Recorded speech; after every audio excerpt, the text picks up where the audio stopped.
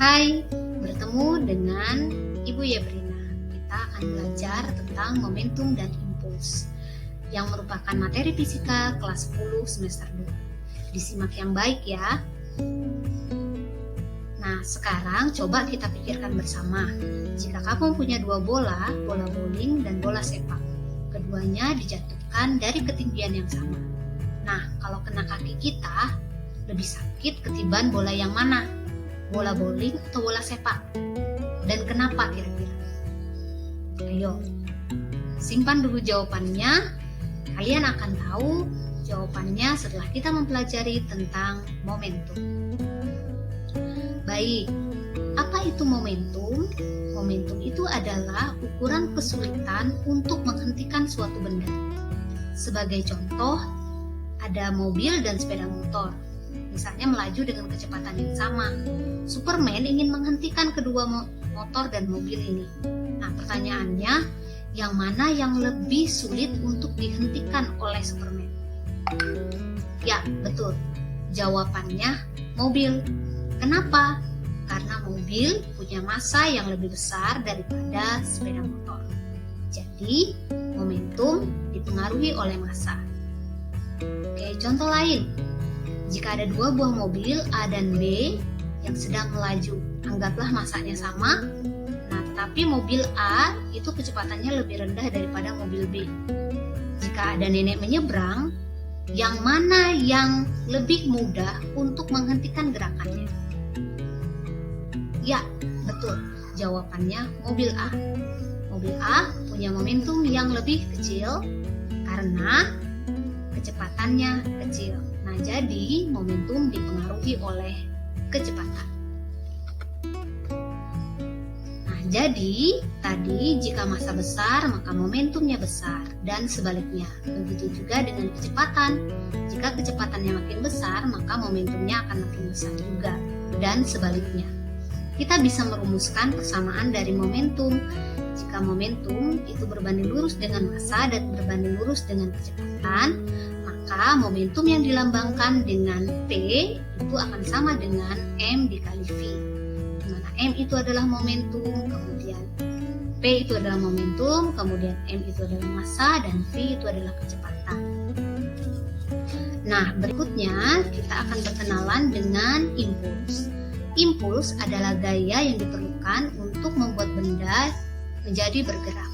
Tentu saja ada interval waktu, biasanya terjadi dalam waktu yang singkat. Contohnya saat menendang bola. Untuk membuat bola bergerak, diperlukan gaya dari seseorang dengan cara menendangnya. Ada selang waktu antara pergerakan kaki saat mengayunkan kaki hingga mengenai bola, sehingga bolanya bergerak. Nah, itulah impuls. Oke, impuls dilambangkan dengan huruf I yang satuannya Newton sekon, yang dirumuskan I sama dengan F dikali delta T. Dengan I adalah impuls, F gaya impulsif, kemudian delta T adalah perubahan waktunya. Nah, sekarang apa sih hubungan antara momentum dan impuls? Kita ingat kembali hukum 2 Newton, F sama dengan M dikali A. Dan A itu dari persamaan gerak, lurus berubah beraturan, kita dapatkan A itu merupakan perubahan kecepatan dibagi dengan perubahan waktu. Sehingga dapat dirumuskan A itu V akhir dikurang V awal dibagi perubahan waktu atau delta T. Sehingga kalau dimasukkan ke dalam persamaan hukum 2 Newton, maka akan menjadi F sama dengan M dikali V2 dikurang V1 dibagi delta T, dan seterusnya, sehingga kita dapatkan bahwa I itu adalah delta P, atau impuls itu sama dengan perubahan momentum yang dialami oleh suatu benda. Oke, kita coba contoh soal dulu ya. Misalnya ada suatu bola punya massa 500 kg, kemudian dilempar horizontal ke tembok dengan kecepatan 30 meter per sekon dan memantul kembali. Kalau bola tersebut dipantulkan dengan laju yang sama, berapakah besar impuls bola tersebut? Nah, jadi kita buat diketahui massanya 0,5 kg, kemudian P1 30 meter per sekon, Kemudian P2 itu minus 30. Kenapa? Karena dia dipantulkan. Jadi arahnya berubah. Jadi kita beri tanda negatif.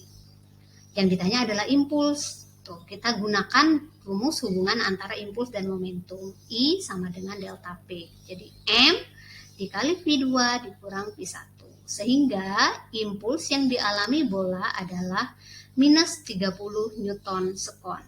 Di mana tanda negatif itu menunjukkan arah yang berlawanan dengan arah awalnya. Jadi bolanya memantul. Oke, sekarang saatnya kuis.